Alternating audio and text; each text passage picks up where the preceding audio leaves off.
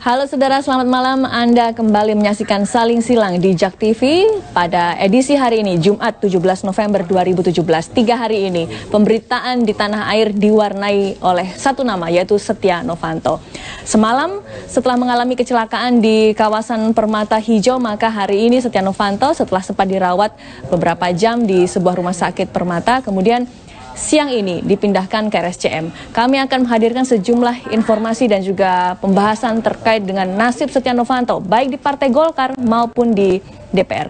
Sebelumnya, saudara, kami ingin memberikan informasi bagaimana kemudian posisi Setia Novanto yang saat ini sudah menjadi tahanan KPK, meski saat ini sedang dibantarkan atau sedang dirawat di rumah sakit. Wakil Presiden Yusuf Kala sudah memberikan komentar. JK menginginkan agar Ketua Umum Partai Golkar Setia Novanto ini agar segera diganti dari posisinya. Kala juga menilai sikap Setia Novanto menjadi kampanye yang sangat negatif bagi Partai Golkar. Wakil Presiden Yusuf Kala mengecam sikap Setia Novanto yang menghilang saat tim penyidik KPK ingin menjemput dan menangkapnya sebagai tersangka kasus korupsi KTP elektronik. Kala menyebut bahwa sikap Setia Novanto menjadi kampanye negatif bagi Partai Golkar dan secepatnya Ketua Umum Partai Golkar tersebut diharapkan bisa segera diganti.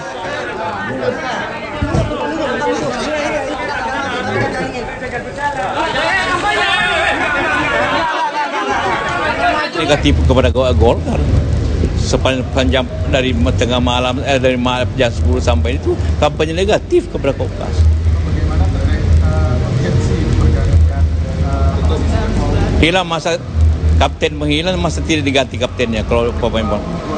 Iya, ketua umum menghilang, bagaimana partainya, masa partai hilang juga, mesti ada pemimpin yang baru muncul. Siapa Pak? Ajis Pak? Nantilah, itu urusan internal lah. Ya, statement-statement yang sudah lebih berani terkait bagaimana menyikapi sikap Setia Novanto sudah dikeluarkan oleh sesepuh Partai Golkar, salah satunya adalah Yusuf Kala. Dan saudara, informasi lainnya, Mahkamah Kehormatan Dewan DPR RI belum bisa memutuskan bagaimana status jabatan Setia Novanto sebagai Ketua DPR pasca penetapannya sebagai tersangka oleh KPK. Dan menurut Wakil Ketua MKD, Adis Kadir, jika status Novanto masih tersangka dan diproses, maka masih belum bisa ada ketetapan untuk mengganti Setia Novanto.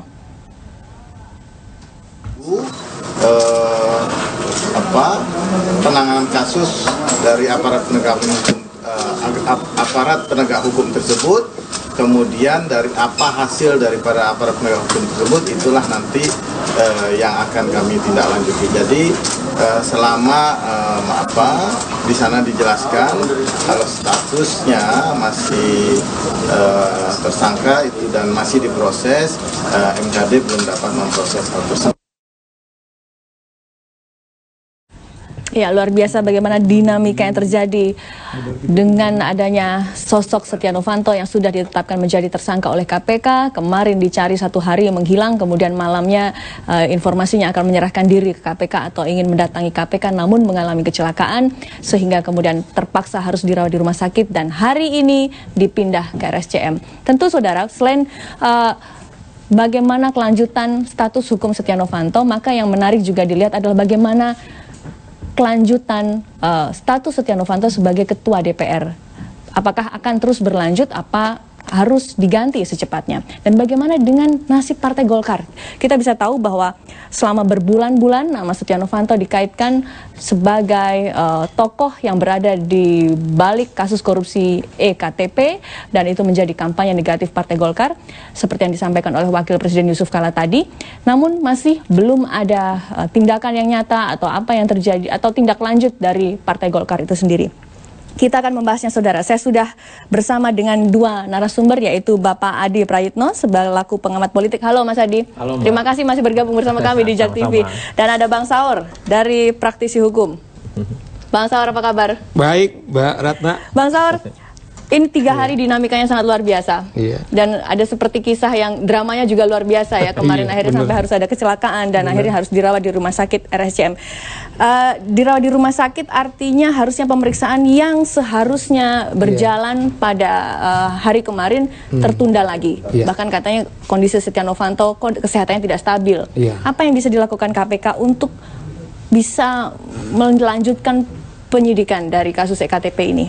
Yang pasti kan penyidik ini udah bekerja maksimal nih, siang dan malam. Kalau kita baca, misalnya pas penangkapan yang dilakukan oleh saudara Novanto itu sampai semua komisioner itu sampai jam 6 pagi mereka itu ada di kantor KPK. Tetapi yang sangat menyedihkan kan seorang Novanto yang punya jabatan sebagai ketua DPR, kita dipertontonkan satu tindakan menurut saya sangat mempermalukan kepada seluruh warga negara Indonesia. Harusnya menjadi contoh yang baik. Paling tidak karena apa? 3 hal. Pertama karena apa? Jabatan yang melekat kepada sebagai ketua DPR karena lembaga DPR lah bersama dengan pemerintah membuat undang-undang. Artinya adalah sesungguhnya senang atau tidak senang teman-teman DPR itu harus memberi contoh. Kedua, Anda yang membuat harusnya Anda yang menaati, ya, begitu logikanya ya? kan seperti itu kan. Artinya Anda tidak ada ajas orang tidak ngerti hukum, apalagi yang pembuat undang-undangnya. Kedua, yang juga sangat memprihatinkan bagaimana manuver-manuver saudara Novanto. Dia ini kan nggak bisa dibatasi juga dengan pengacaranya melaporkan balik komisioner KPK. Yang paling tragis, saya pernah juga menyebutkan di media, bahkan waktu dia tidak mau dipanggil KPK mengaku sakit, terus kemudian ada gambar-gambar yang sekarang ini yang Mimi itu juga dilaporkan. Anda bayangkan berapa setiap orang kita mungkin ratusan juta juga seperti hari ini kita dapat tuh ngirim. Kadang-kadang teman juga bilang tolong kirim dong. Nah inilah yang mereka ancam. Jadi seorang anggota DPR yang digaji oleh rakyat tetapi dia sendiri mengkhianati kepada yang dia memberi gaji. Nah, coba sayangkan kalau sampai ratusan juta kemudian dilaporkan, ini kan tragedi daulat rakyat, tragedi kepada demokrasi kita sendiri. Belum lagi gugatan yang dilakukan soal pencekalannya ke luar negeri. Padahal itu kan hak memang KPK untuk melakukan pencekalan dan tindakan hukum lainnya atau dengan saksi. Oke, dengan sekarang kondisi Setia Novanto dikatakan sakit dari rumah sakit 1 sekarang sudah harus pindah ke RSCM. Apakah apa yang bisa dilakukan KPK secara maksimal untuk melakukan penyidikan? Nah, kelihatannya kan KPK sudah on the track tuh. Jadi melakukan penangkapan setelah dia tidak melapor 1x24 jam, kemudian menerbitkan DPO. Dan tiba-tiba kita dikejutkan seorang Novanto itu tabrakan. Oke lah, soal itu sekarang penyidik polisi kemudian selaku melakukan penyidikan. Nah, karena proses dia DPO, kemudian KPK kemudian melakukan penahanan.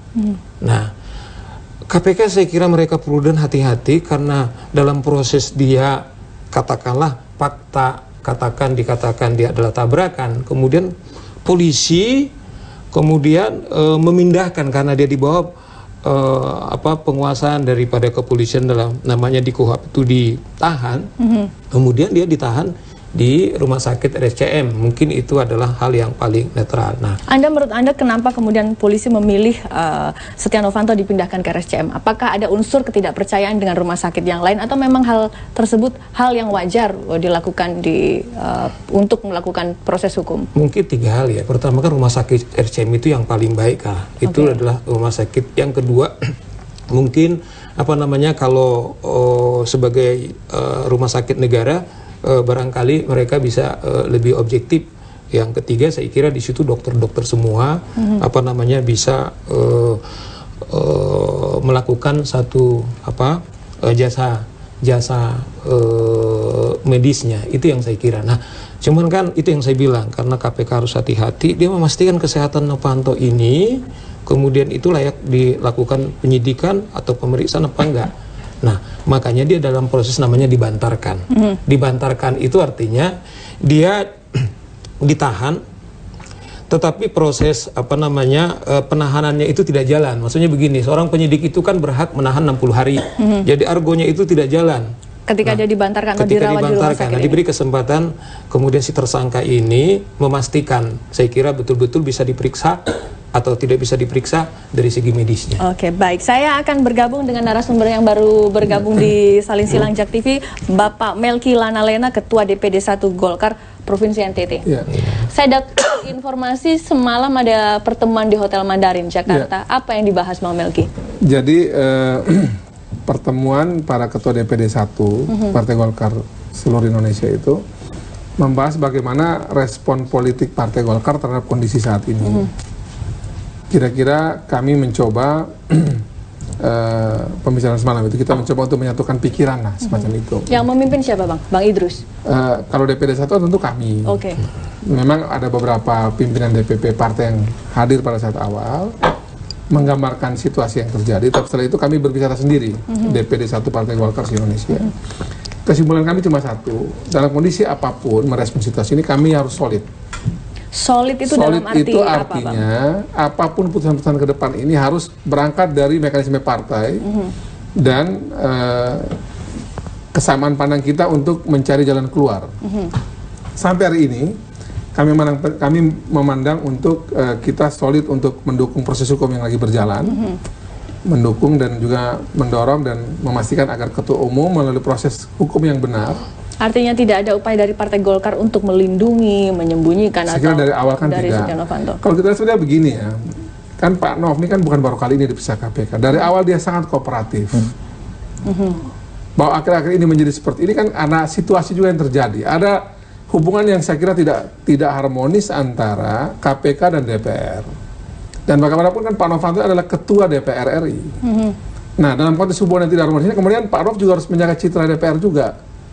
Itulah kenapa kemudian kan Pak Nov pribadi juga akhirnya setelah pansus mulai berjalan tidak bisa lagi secara personal itu datang KPK untuk dirinya sendiri gitu. Karena kan banyak faksi di DPR itu kan Pak Nov nggak boleh hadir, begini segala macam lah gitu terjadi. Jadi harusnya bagaimana? Jadi memang akhirnya kami Apakah juga kemudian menganjurkan posisi kepada Ketua DPR akhirnya membatasi tidak bisa disidik nih kasusnya EKTP. Nah, karena pada saat yang sama ada hubungan yang kemudian menjadi tidak sebagaimana biasanya di antara DPR dan KPK.